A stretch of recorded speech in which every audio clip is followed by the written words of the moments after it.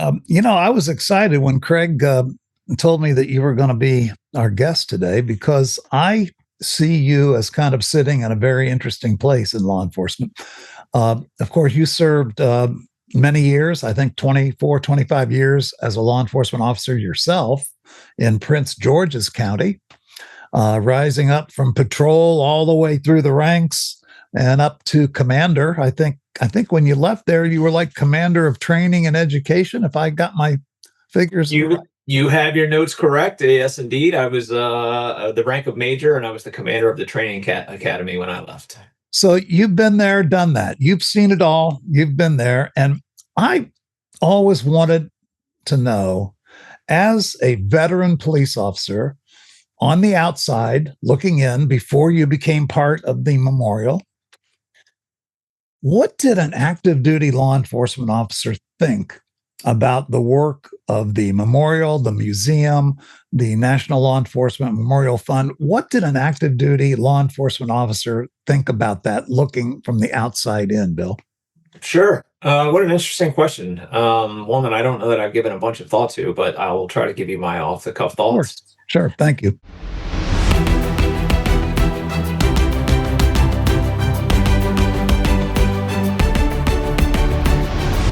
Part of my perspective is probably colored, or at least heavily influenced by the fact that I worked for a police department that was so close to Washington, D.C. and the Sure. proximity of the memorial. I've certainly had conversations with Craig before privately, but during the 25 years I served with Prince George's County, we lost 16 of my peers, all of whom I knew personally to varying degrees. And so by virtue of our proximity and by virtue of the number of line of duty deaths that occurred during my 25 years, I was no stranger to the National Law Enforcement Officers Memorial. I was no stranger to the Candlelight Vigil. I had been to too many candlelight vigils, trying to honor and remember my friends and peers and colleagues whose lives were cut short by virtue of their service and sacrifice. And so I think my perception there is heavily colored by the fact that I knew intimately sort of what the memorial meant and how sacred it was for law enforcement and how sacred it was for members of my department who really did view that as a continuing legacy of the men and women we knew who had died in the line of duty. But I have to admit that, outside of the heavy focus and events of Police Week and say the Candlelight Vigil, I don't know that there was a running theme of continually thinking about the memorial beyond, say, Police Week. And the museum, such that it was clearly a long-term project and a long vision and dream of Craig's and the Memorial Fund for many years, that was not even on my radar until I retired from law enforcement and considered a job at the Memorial Fund, or at least threw my hat in the ring. I didn't even realize there was such a thing as the National Law Enforcement Museum, That's interesting. which speaks to a continuing challenge for the Memorial Fund, which is how to expose not just our audience, but the entire nation and even visitors from around the world to consider stopping by what, I suspect even you would agree is a very special and unique place, helping to tell the story of American law enforcement. So the museum was not on my radar at all, but I was certainly familiar with the memorial, had been there many times, again, to many candlelight vigils. And I remember from my earliest days in law enforcement, I joined the police department in 1997, not really cognizant of what it took to get the memorial created, but certainly very appreciative as just a rank and file police officer that there was a place in the nation that recognized the men and women who had died in the line of duty. A very sacred space. Even from my earliest days, going through the academy, we talked about line of duty deaths and the line of duty deaths on my department, which had occurred before I had joined.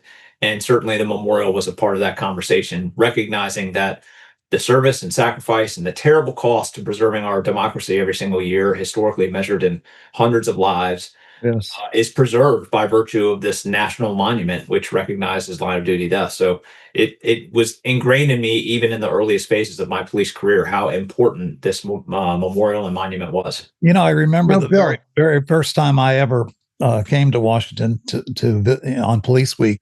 I was like, wow. And I was talking to some of my buddies who are long term police officers, and they're thought was every police officer at some point in their career has to come to Police Week. I could not They agree got more. to. They got I to could come to not agree Police Week. more. That Yes. that was the most moving thing to see all these thousands and thousands of people doing what sometimes we forget to do, and that is remember the fallen.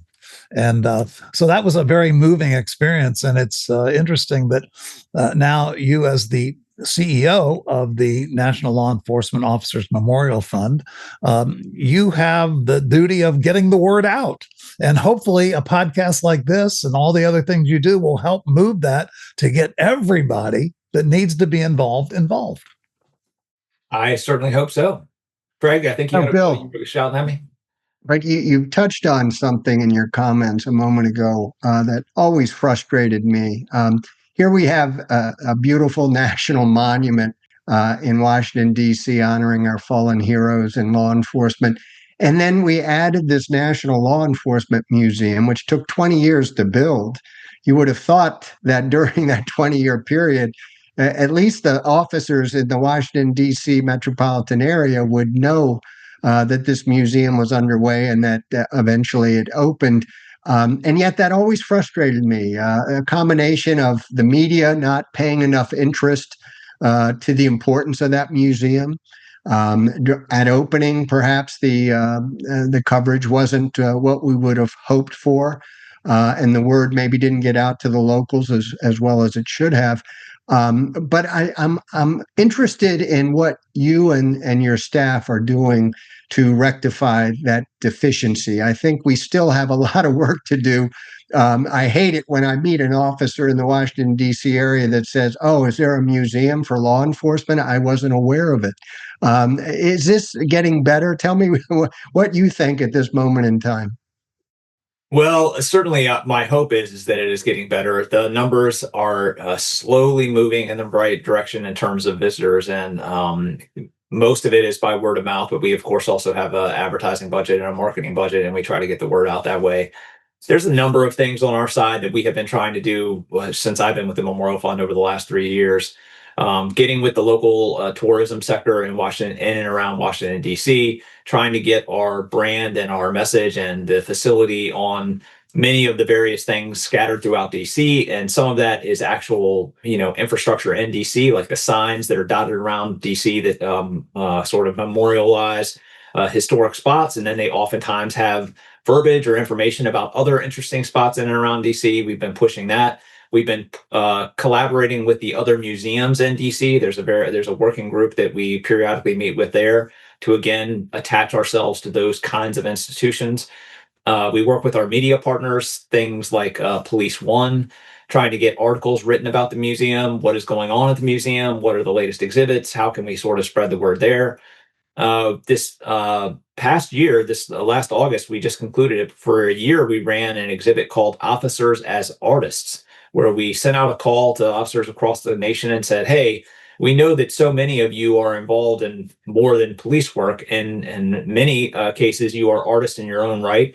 Send us your art and we will display it in the museum. And it was a very, very compelling exhibit in the DuPont Gallery, showing, I think, in a very real, visceral sense, the humanity of police officers. From one piece to the next, you could see that the artwork sometimes it was focused on police work, but through the lens of police work, showing the humanity, showing the empathy, showing the care, to some degree, showing the trauma that officers face, but and also in equally a number of cases, completely separate from police work. Again, looking at life through the lens of a man or woman who has seen the worst of society and then trying to find a way to highlight or showcase the best in society. It was a very interesting juxtaposition. And every single person I talked to who went through the exhibit came away just completely blown away. Now, I know I just took a sidebar there. The real challenge for us as an institution, and I suspect you were dealing with this even from the earliest days, is that the museum as it exists today is a very, very compelling place. I mean, you go in there, you look at the exhibits through the lens of there are a million places in the world where you can find someone who will talk about where and how and why the police department or police agencies or police officers did something wrong. But there should be a place in our country that tells the story of American law enforcement that documents and describes and highlights where law enforcement got it right. How I might argue law enforcement has been and continues to be just an overwhelming force of good for our country. And that is what the museum, I think, does just amazingly well. But we are a museum in probably the most densely packed museum city in the world. If we're not number one in terms of Washington, D.C., we are certainly in the top five. And the vast, vast majority of those museums are free to enter by virtue of the federal government providing a backstop and providing funding for many of those institutions. Think the Smithsonian, Air and Space, Natural History, on down the line. There are world-class institutions right around the corner from us that are very compelling and have wide, broad interest levels. And here we are situated in Washington, D.C., and not only are we not free, but we are a paid experience. So it makes it very, very difficult for us to get on the radar of someone who's coming to Washington, D.C., perhaps the only time in their entire lives, the hypothetical family of four. And so if you're triaging your list of things that you would like to go visit, cost is one of the things. And I know, as you know, we have been working now with Representative Troy Nehls from Texas. He's introduced a bill in the House which would potentially get the Memorial Fund some federal funding to help make the museum free. In my mind, that right now is the biggest stumbling block. How can we make our experience free and get people to come into the museum, recognizing that that has been one of the many barriers? Now, I could keep going on, and many of these facts I know you know, but the museum opened and then COVID happened. And, yeah. That all these other museums, people think about the Smithsonian museums when they come to Washington, and they realize, oh, they're free. So, of course, they want to go to the Smithsonian museums.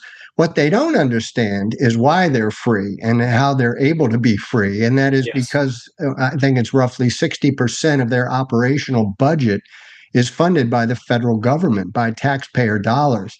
And so many of the military museums that were built in Washington and in other places receive federal funding to get them built. The National Museum of the Marine Corps, for example, it's an item in the Marine Corps budget, a line item that says this is how much money we're going to give to the Museum of the Marine Corps so they can operate.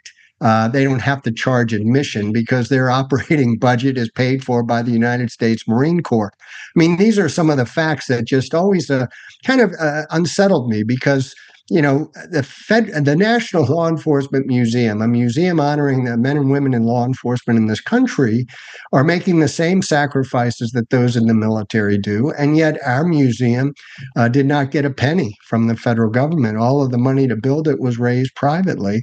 And now I love hearing that you have hope that maybe the United States Congress is going to provide funding so that you can perhaps operate on a free basis and people can come and see that beautiful facility that we built. By the way, you mentioned the changing exhibition, the artists in law enforcement. I think the last time I was down there talking to you and some of your staff, there was something in the works maybe for the Beltway sniper serial killer case. Is that still happening? What's the next planned exhibition in the DuPont Gallery?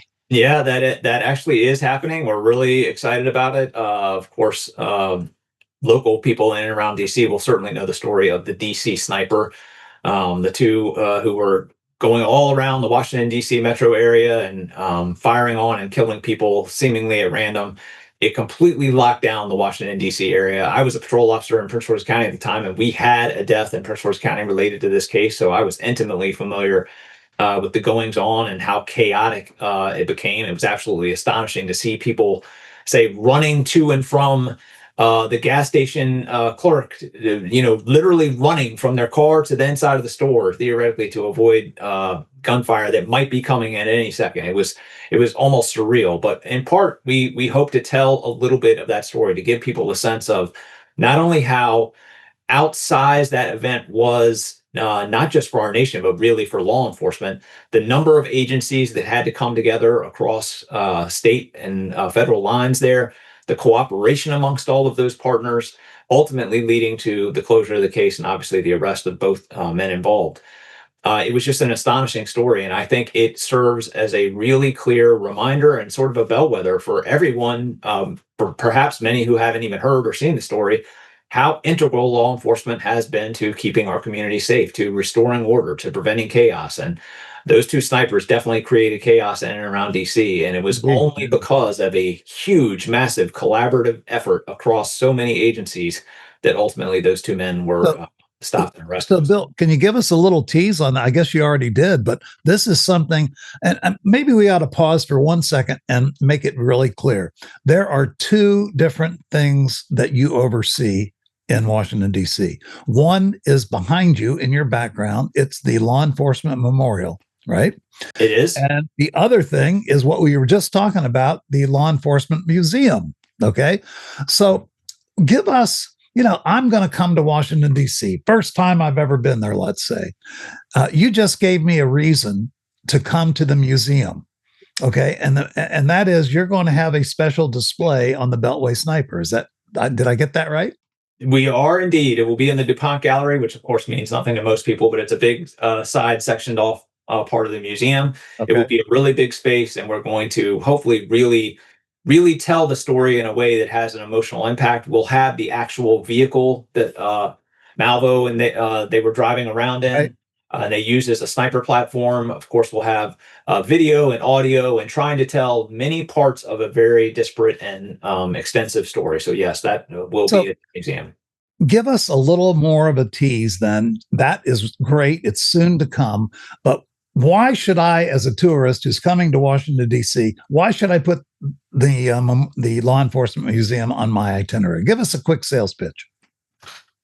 Well, as you noted, the Memorial Fund encompasses both the memorial and the museum. So Right. I think all things being equal, any citizen of this country, anyone who is lucky enough to call this country home, you have, in my view, an obligation to come pay tribute to come help us remember the men and women who have died serving this country in some law enforcement capacity across the last 250 years. Because without them and probably their deaths, the lives that we live today would certainly not be possible. So I think every citizen coming to DC should make a stop here at the National Law Enforcement Memorial. It is an incredibly compelling and moving, sometimes peaceful, sometimes cathartic experience, certainly for survivors, people who knew the men and women whose names are on the wall. It is a very emotional stop. But I think all of us as citizens of this country have an obligation to come here at least once. So if you're coming to DC, please come to the memorial. Literally right across the street from the memorial is the National Law Enforcement Museum. And it again is where we try to tell the story of American law enforcement. I referenced earlier that there are lots of places in the world and the country where you can go and learn about how, why, where police officers may have made a mistake or maybe got something wrong. That is not the National Law Enforcement Museum as we have set it up today. The museum exists today to tell the positive, amazing story of American law enforcement over the last 250 years. Not that men and women in uniform can't or don't make mistakes again, not that agencies don't have room to grow or improve, but if you just look at the body of work by men and women in uniform over those last 250 years, you just come away completely convinced that on balance, law enforcement has been and continues to be just an overwhelming force for good. And so it is individual stories combined into larger stories, showcasing the various parts of many police organizations, whether that moves all the way from 911 dispatch to K9 officers to SWAT teams to investigations.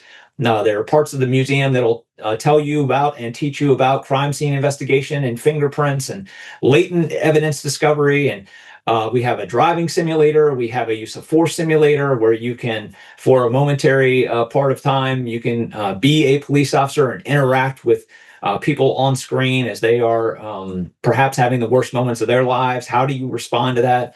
There's nothing in my mind that gives people such a visceral feel and reaction to how fast things occur in the real world.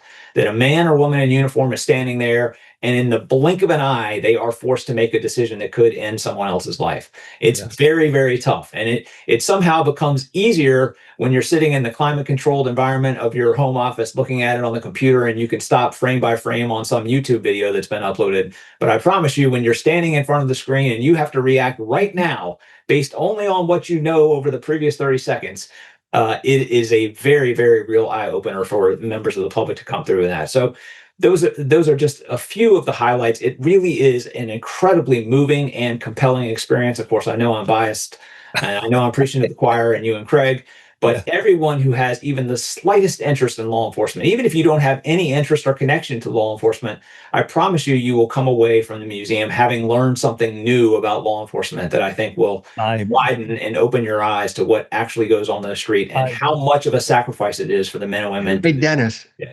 Dennis, I just wanted to say that after you heard Bill speak in May at the National Police Week Yes. events and hearing him just now, I think you understand why I have such great um, confidence in Yes. his leadership of the National Law Enforcement Officers He is Memorial not Fund. one of those laissez-faire leaders. I'd say he's kind of involved in this. Yeah, he's a bit passionate I about love it, his perhaps. passion. A bit passionate. Yeah. I love his passion. When we built that museum, and he captured it in his words, we wanted to try to make sure we had a balance between the walk in the shoes of a police officer experience using the interactive technology to allow visitors to see what it's like to really be a cop in America and how difficult and dangerous it can be, but also how rewarding it can be. But we balance that with the history of law enforcement, with thousands of artifacts that the museum has collected over the years. I think the number now is over 25,000 artifacts It that is. help to tell that story. And one of my favorite parts of that museum was that we were able to tell the story of the men and women whose names are on the memorial across the street. Everybody visits that memorial, they see line after line of names, and they realize, oh, these are the names of officers who've died in the line of duty. There's now, what, Bill, 24,412 names. I think I have that right. On that That's the memorial. exact number, and we're getting ready to add 363 new names. So at the conclusion of this spring, there will be 24,785. I think the max out to. That's sad, and yet it's bittersweet in that they're getting the honor they deserve and have earned through their sacrifice. But it's lives that have been devastated because of their loss. But I love the fact that you can go into the Hall of Remembrance at the National Law Enforcement Museum and see the photographs of the fallen, but also you can tell the stories behind these men and women, colleagues, friends, family members can leave tributes, tell you something that we should know about that officer, not how they died per se, but how they lived. And that's such an important part of the experience. Police Week is coming up in May of 2026.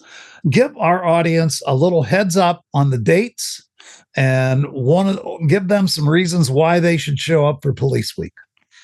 Well, we mentioned it earlier in the conversation, but I think everyone who is in law enforcement, no matter how tangentially related, if you have any degree of connection to law enforcement, you owe it to yourself to come to at least one Police Week in Washington, D.C. You've never seen or heard anything like it. There is an emotional resonance in the air that you could cut with a knife. It is absolutely indescribable what occurs in and around Washington, D.C. during Police Week. The dates this year mirror those dates of almost every other year. It's roughly May 11th through May 16th. Right. The Police Unity Tour rides in on every May 12th. The Police Unity Tour, for those who don't know, is the largest contributor and donor to the memorial itself. Without them, we would not be able to maintain the memorial. On May 13th is our signature tentpole event. It's the Candlelight Vigil. This year will be the 38th annual Candlelight Vigil. And I have to, just as an aside, even now, even today, even when I'm up on the stage, I still hear the voice of Craig Floyd in my mind. Yes. It's so integrated. So, because I had been to so many Candlelight Vigils before, and Craig's voice is so distinctive. But the Candlelight Vigil is where we memorialize, honor, and read aloud the names of the men and women most recently added to the memorial. So again, that number that we're getting ready to add right here in the spring is 363 names. Right. So we'll read aloud those names. There will literally be thousands and thousands of police officers, colleagues, peers, and importantly, family, the survivors of these very same men and women. Do not feel like you can only come to this if you are somehow connected to law enforcement. This is a public event. I can't implore the citizens of this country enough. Come to a Police Week, and importantly, come to a Candlelight Vigil and feel and see for yourself the visceral, the emotional, the incredible impact every single one of these lives represents. It's more than a single thread in the sort of fabric of our community that when these men and women die. It's something far more than that. And it just leaves a crater in the community and the lives of the people they leave behind. So tell us, where is the Candlelight Vigil? Because it's in a very special place and it's very accessible to the public. Every single year, it's on the National Mall.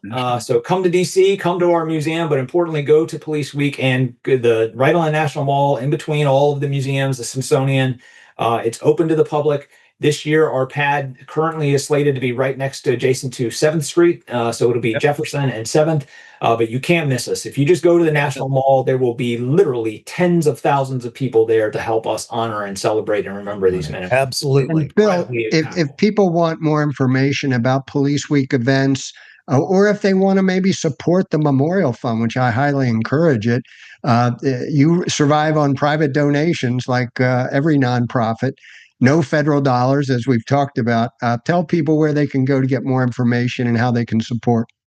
They can go to our website. That's the easiest way. The web address is nleomf.org. That stands for National Law Enforcement Officers Memorial Fund, nleomf.org. You can both donate there. If something here has resonated with you today, as Craig has mentioned, we have never in our history received so much as a penny from a federal, state, or local government. We have survived, we have thrived, we are continuing to grow by virtue of very generous donors from all across the country. We could not do this work in terms of honoring police officers or telling their stories without the support of so many from across the country. So please, if you have any charitable dollars in your budget, I hope you'll consider us amongst the many other worthy contenders. In part 2 of our conversation, we shift from remembrance to responsibility. We talk about the dramatic drop in line of duty deaths, what's driving it, and why some of the hardest questions in law enforcement, including officer suicide, don't have easy answers. We'll see you next time on Heroes Behind the Badge.